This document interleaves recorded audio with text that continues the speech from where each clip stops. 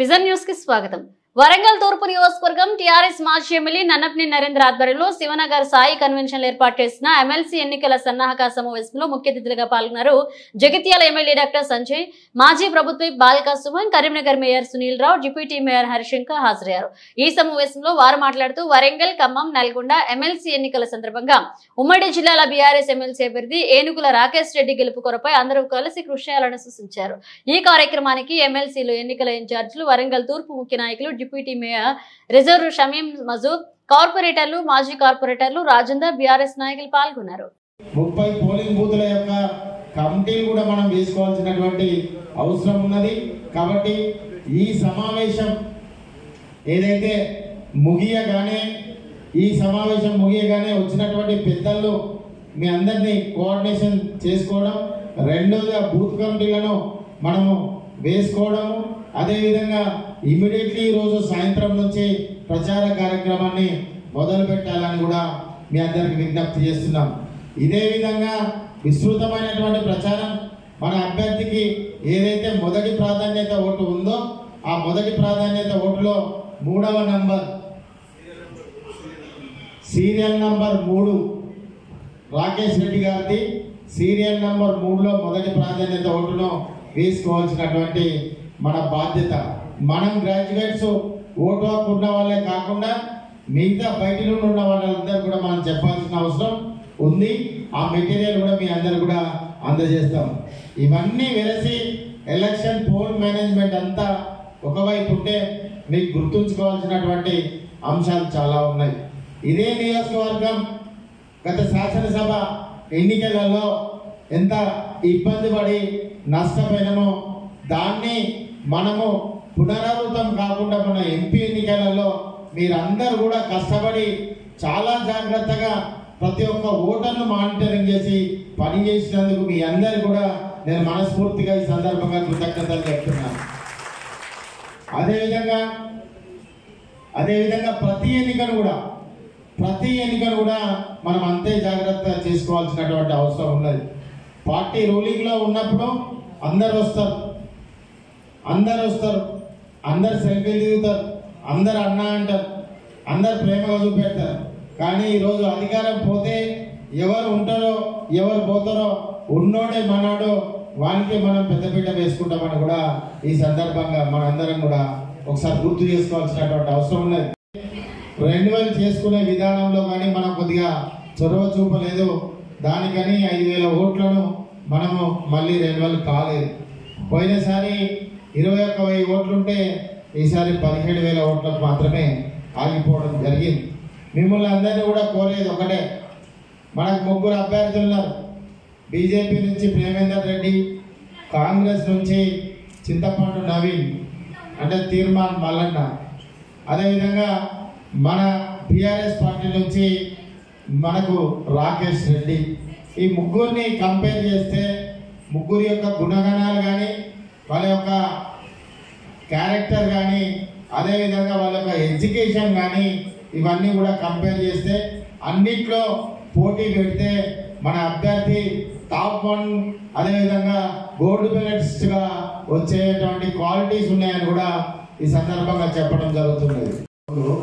గద్దలు చేరాలా, ప్రజల కోసం పనిచేసేటోళ్ళు చేరాలా, ఇవాళ మనం ఆలోచన చేయాలి. గ్రాడ్యుయేట్స్ బ్రోకర్ గారు చేరాలా ఆ పెద్దల సభలో, ప్రజల పక్షాన పనిచేసేటోళ్ళు చేరాలా, చీటర్లు చేరాలా ఆ పెద్దల సభలో, లేకపోతే ప్రజల పక్షాన పనిచేసే ఫైటర్లు చేరాలా, నయవంచకులు చేరాలా, లేకపోతే మంచి మనస్తత్వం మంచి వ్యక్తిత్వం ఉన్న వాళ్ళు ఈ పెద్దల సభలో చేరాలా అనేది వాళ్ళు ఆలోచన చేసుకోవాల్సినటువంటి బాధ్యత సమాజం మీద ఉంది.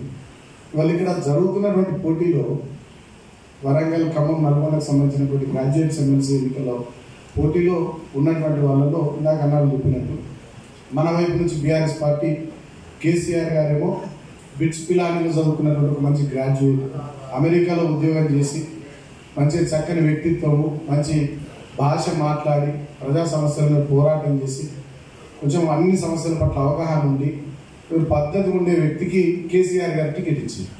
కాంగ్రెస్ పార్టీలో ఎటువంటి వాళ్ళకి టికెట్ ఇచ్చారు? ఒక యూట్యూబ్ ఛానల్ పెట్టుకొని వీని బ్లాక్మెయిల్ చేసి వీని వీడియోలు వేసి వాని ఫోటోలు వేసి వీరికి ఫోన్ చేసి వారికి ఫోన్ చేసి బెదిరించో చిల్లర గారికి చీటర్ గారికి కాంగ్రెస్ పార్టీ టికెట్ ఇచ్చింది. మరి అటువంటి చిల్లర గాళ్ళు, చీటర్ గాళ్ళు, బ్రోకర్ గాళ్ళు ఈ పెద్దల సభకు పోతే అంబేద్కర్ ఆత్మకు శోభిస్తుందా? శోభించదా? నెహ్రూ ఆత్మకు శోభిస్తుందా? శోభించదా? వాళ్ళు దేశానికి స్వాతంత్రం తెచ్చిన వాళ్ళు, దేశానికి రాజ్యాంగాన్ని అందించిన వాళ్ళు, దేశం గొప్పగా ఉండాలని కలలు కన్నోళ్ళు భావించి పెట్టినటువంటి పెద్దల సభలో మళ్ళీ లాంటి గద్దలు చేరితే వాళ్ళ ఆత్మకు శోభిస్తాయా? శోభించారు. కాబట్టి ఇవాళ గ్రాడ్యుయేట్స్ అందరికీ కూడా మనం చెప్పాల్సిన విషయం ఏంటంటే ఈ పెద్దల సభకు ఉన్నటువంటి ఔన్నత్యం ఇది, దీని విశిష్టత ఇది, దీన్ని పెట్టడానికి గల కారణం ఇది. ఇటువంటి సభకు ఇటువంటి వాడు పోతుంది, దానికి ఉందతనం ఉంటుందా? ఎట్లుండాలి పెద్దల సభ అంటే? ప్రజలకు సంబంధించిన మంచి విషయాల మీద చర్చలు జరగాలి. వీడు మళ్ళీ పోతుంది, ఇక బూతులకు అడ్డా అయిపోతుంది. వీళ్ళు యూట్యూబ్ ఛానల్ ఎట్లయితే బూతులకు అడ్డలో తెల్లారు ఇవ్వగానే అట్లా పెద్దల సభ కూడా బూతులకు అడ్డా అయిపోతుంది. కాబట్టి మనం ఇవాళ గ్రాడ్యుయేట్స్ అందరూ కూడా పట్టవద్దులో చెప్పాల్సింది ఏంటంటే ఖమ్మం కానీ, నల్గొండ కానీ, వరంగల్ కానీ ఇవన్నీ ఉద్యమాల జిల్లా అనేది మనందరికీ తెలుసు. మరి ఆ గొంతుకను మనం ఇప్పటికి కూడా మనం సజీవంగా ఉంచుకోవాలి. మరి ఇక్కడ పల్లారాజేశ్వరుడు గారు మరి ఖాళీ చేసిన స్థానంలో తిరిగి ఒక మంచి విద్యావంతునికి అవకాశం ఇచ్చినట్టయితే మరి రాబోయే రోజుల్లో ఈ ప్రాంతం వరంగల్ యొక్క గొంతు మరి శాసన మండలిలో గొప్పగా వినిపించే అవకాశం ఉంటుంది. అదేవిధంగా రాకేష్ రెడ్డి గారి గురించి కూడా చెప్పడం జరిగింది. మరి మిగతా అభ్యర్థుల యొక్క గురించి కూడా మన నరేంద్ర చెప్పింది. కాబట్టి మనం ఈ వారం రోజులు అందరం కూడా కష్టపడి పనిచేసి ఒక మంచి విజయాన్ని మన పార్టీకి అందించి తప్పకుండా కూడా మనం ఏదైతే ఉద్దేశంతో ఈ మీటింగ్ పెట్టుకున్న ఉద్దేశం నెరవేరాలని చెప్పి కోరుకుంటూ తప్పకుండా కూడా అందరం ఈ వారం పాటు కష్టపడి పనిచేసి మన కేటీ రామారావు గారు రేపు వస్తూ ఉన్నారు, వారి యొక్క సందేశాన్ని కూడా మనం విద్యావంతుల సమావేశాన్ని, పట్టభద్రుల సమావేశాన్ని విజయవంతం చేసి తప్పకుండా కూడా మనందరం మంచి విజయాన్ని మన పార్టీకి అందియాలని చెప్పి కోరుకుంటూ ముగిస్తా ఉన్నాం. జై హింద్, జై తెలంగాణ. మనందరం కూడా మనమంతగా కృషి చేయాలి. ఎందుకంటే ఒక బిట్స్ పిల్లని స్టూడెంట్గా తన ఉద్యోగంలో డెఫినెట్గా చాలా మంది కంటే బెటర్గా ఉంటారు వేరే కంటే. ఎందుకంటే మంచి కొంత నాలెడ్జ్ ఉంటూనే ఉంటుంది. అలాంటి వాళ్ళు సమాజానికి వస్తే డెఫినెట్గా విస్తృతంగా కొన్ని మనం సేవలు చేసే అవకాశం వస్తుంది. మరి మన ప్రాంతానికి కూడా లాభం అవుతుంది, మన రాష్ట్రానికి లాభం అవుతుంది. కాబట్టి అందరూ కూడా గట్టిగా పనిచేయాలి. మరి మేము ఉంటాం, మేము చేసేదాళ్ళు ఏముండదు. చెప్పినగా ఇంకా ఉన్న పరిస్థితి ఏదని చెప్తాం. ఎవరైనా అన్ని రోజులు కొన్ని రోజులు ఉంటే పోయి కూర్చుంటుంది. పేరు ఇప్పుడు అవును దొరికేనే ఉన్నారు, ఇంటికి పోయి కూర్చుంటారు కదా అప్పుడు. కాబట్టి అది కూడా ఎక్కువ సమయం లేదు, ఇక్కడ చేయలేము. మా వంతుగా అంతే మా బాధ్యత. ఇంకేమైనా మా సుమార్ గారు చెప్తే లేకపోతే నరేంద్ర గారు చెప్తే చేస్తాం. కానీ మీ మీదనే బాధ్యత ఎక్కువ ఉంటుంది. ఎందుకంటే మీకు వ్యక్తి పరిచయం ఉంటారు, వారు ఏంటి అని. అందరం కలిసి రాకేష్ రెడ్డి గారి విజయానికి కృషి చేసి గెలిపించుకొని మళ్ళీ కేసీఆర్ గారు బలోపేతమవుతుందనే ఒక సంకేతం ఇది దేశవ్యాప్తంగా వెళ్ళేలా చూడాలని చెప్పి మీ అందరూ కూడా విజ్ఞప్తి చేస్తూ మరొకసారి నరేంద్ర గారికి జరిగింది. దీనిలో భాగంగా మనందరం కూడా ఈ సమావేశం అయిపోయిన తర్వాత